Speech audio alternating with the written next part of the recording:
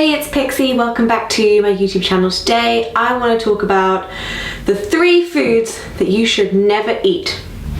So pretty much every diet that you will come across will contain some sort of list of foods that you're allowed, foods that you're not allowed, foods that are good, foods that are bad, foods that are sins, foods that are sin-free. There's always a complete dichotomy of foods that are acceptable and foods that are unacceptable. These will vary considerably from diet to diet, but there's always some sort of rules attached to what you're allowed and not allowed to eat.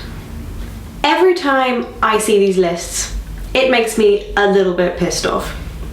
It makes me angry. It gets me really riled up. And so I decided I would come up with my own version of the 3 foods that you're never supposed to eat. Number 1, poisonous food.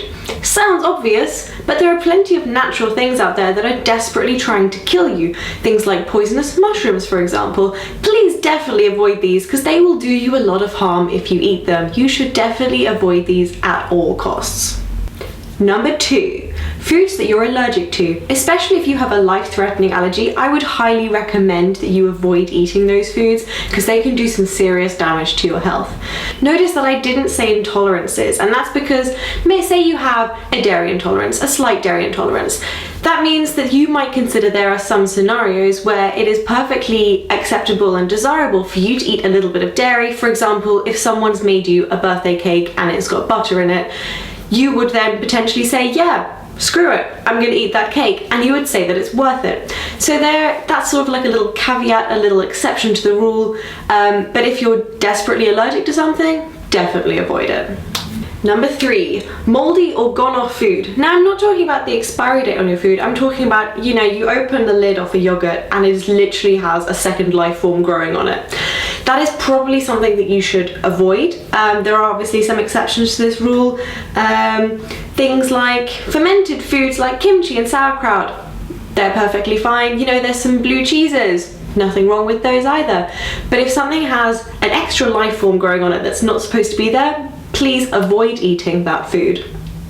And as a little bonus one, just because I'm feeling generous, foods that you really dislike are also good ones to avoid. Although even then, there might be some scenarios in which it's ideal, it's a safe environment for you to retry that food to see if you now like it. But generally, if you don't like the taste of something, there is no particular reason why you should eat it. As an example, I myself am not a fan of raw kale at all. I find it extremely repulsive.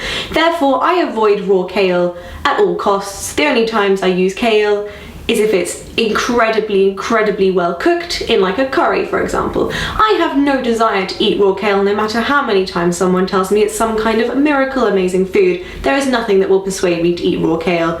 So what's really the problem with these kinds of lists? Why do they piss me off so much? The main problem I have with these kinds of lists is that they create fear.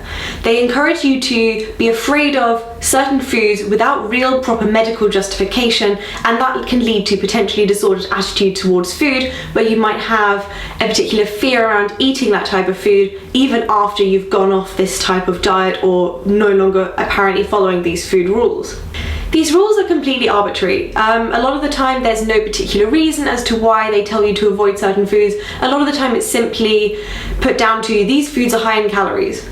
And that is it. Like that's not a medical justification for avoiding a certain food. That's not a reasonable justification, because just because something is high in calories doesn't mean you have to avoid it. Like, why? So these are completely arbitrary rules, and you can't apply them to the general population because there is no one size fits all when it comes to nutrition. There is no one perfect diet.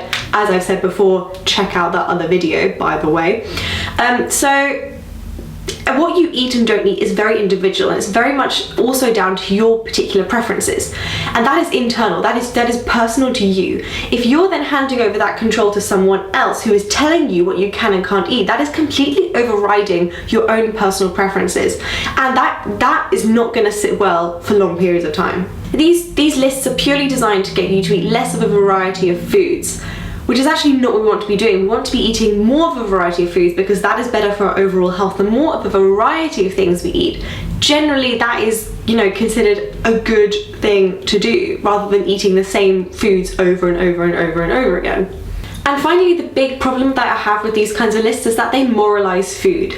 They imply that if you eat lots of foods on the good foods list, that you're a good person, and that also if you eat foods from the bad food list, that you're a bad person, which is absolutely ridiculous, because eating good foods does not make you a good person. The food that you eat does not attach any kind of morals to you as a person. It doesn't define you as whether you're a good or bad person in any shape or form. So in conclusion, these lists are generally bullshit, and you should pretty much ignore all of them, apart from this one, because this one's great, and obviously satire, if that wasn't obvious enough. So anyway, I hope you've enjoyed this video. Please leave your comments below, and we can, if you disagree with anything I've said, we can have a nice discussion. Always up for that. And if you like this, then there's going to be plenty more, so please subscribe, and I will see you guys next time. Bye!